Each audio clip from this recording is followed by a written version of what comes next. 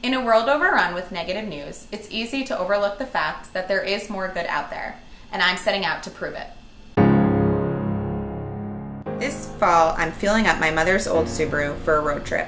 I'm going to be traveling to every one of the 50 states, collecting stories that show every day across America the good that lies within all of us is taking action. A reminder that there is more good than bad. I'm going to document the entire experience through stories, photographs, and videos on my website. When I return, I'm going to send the stories back out across the country in the form of a book I plan to donate to hospital waiting rooms. And this is why. 4 years ago, I was sitting in my cubicle on December 14th staring at my laptop. I couldn't believe what had just happened minutes before at the Sandy Hook Elementary School. It was horrifying. My coworker stopped by my desk as I was scrolling through the news updates and told me I should have come with him to Starbucks that day. I mumbled back to him that I couldn't fit it in the budget this week, and he replied, "No, it was free." I finally took my eyes away from the screen and asked, "What?" Apparently the man that had gotten in earlier was buying gift cards for his employees and bought a $100 one and said run it out on the customers behind him. My coworker was one of the lucky people to get a free coffee. I thought it was such a cool idea. He finally walked away from my desk and I immediately picked up the phone to call my mother. I told her the story about the coffee guy and quickly switched topics to the shooting. I was talking about it in detail for at least 10 minutes before she finally interrupted me. She told me I couldn't focus on this tragic event alone and that I should think more about the man who had gone out that morning and bought coffee for complete strangers. These were the people and the stories that we should focus on during the difficult times. That conversation was the catalyst for the Gratitude Project.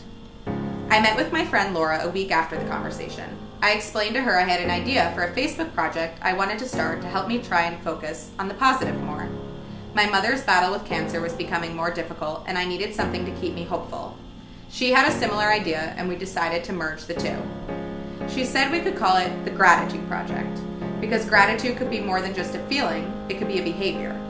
We asked people to email us their stories of random acts of kindness and we posted one every day, Monday through Friday. The project launched February 14th. 11 days later, I found myself sitting in the waiting room of Sloan Kettering Hospital with my family. The doctor had told us it was a matter of hours, days if we were lucky. It was the worst week of my life. It was also less than 2 weeks after the project started, so a lot of stories were still being emailed in.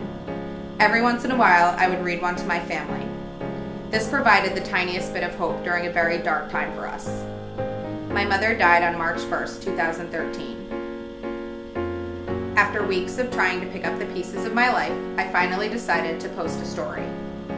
I started to read the emails and remembered why I started the project in the first place. In posting these stories that focused on the positive, I realized it was helping me heal. These stories were a constant reminder that there was still good in the world despite how badly I felt. I began to wonder how many other people were out there sitting in hospital waiting rooms needing a reminder too. It was then that I realized the Gratitude Project was merely a stepping stone for something bigger I wanted to create. I wanted to go out and collect 50 different stories from across the country that would provide hope in a place where it was so desperately needed. A place I had been myself. So that is what I plan to do this fall. But I can't do it alone. I need your help. I'll be driving to every single state in the US. So if you know of a couch I should crash on, or a story I should hear, or a great ice cream sundae recommendation along the way, please share it with me at moregoodtoday@gmail.com. I hope you will all join me. We're buckling our seatbelts on October 29th. And I'll rise like the day. I'll rise unafraid. I'll rise up, and I do it 1,000 times again.